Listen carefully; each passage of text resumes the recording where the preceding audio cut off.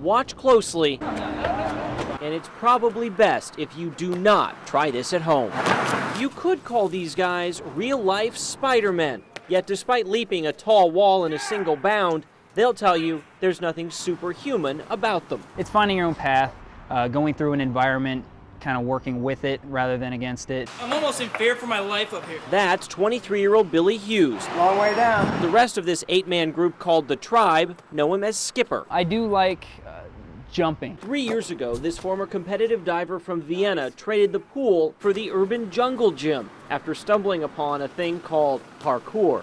We call it a sport, an art, and a discipline. Watch as this Bethesda shopping center transforms into something else. It's also a playground because it's intricately structured.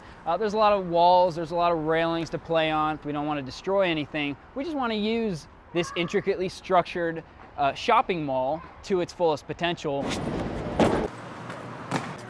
People who are very good at it, you see them and they look like water rushing down a mountain.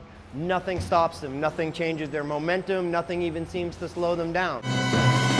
You may not have heard of parkour, but you've probably seen it to the extreme on the big screen, like here in the James Bond flick Casino Royale. It both requires and aids almost every aspect of fitness there is: strength, agility, flexibility, balance. Mark Turok would know. He was one of the first Americans to jump on the sport and now spends his days teaching people the leaps, bounds, vaults, and flips the guys in the Tribe make look so easy. At a certain age, it's socially unacceptable to have fun in public, and that's kind of a bizarre thing. Why is that? For a beginner, it starts here at an old firehouse converted into a gym in Northwest Washington for parkour boot camp. Ben, knock Morgan off, come on. Yes, nice. I think it's the challenge of it. It's kind of brings you back to when you're little kids and you're jumping over streams. Up and down, up and down. DC's Leanne O'Neill is just starting boot camp at Turok's Primal Fitness. It's 6 weeks of learning the basics. If you go and try and imitate guys who have been training for 5 years,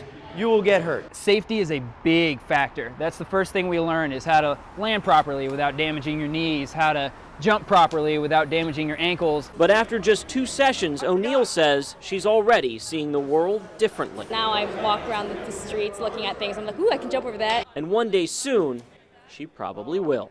Chris Van Cleve, ABC 7 News.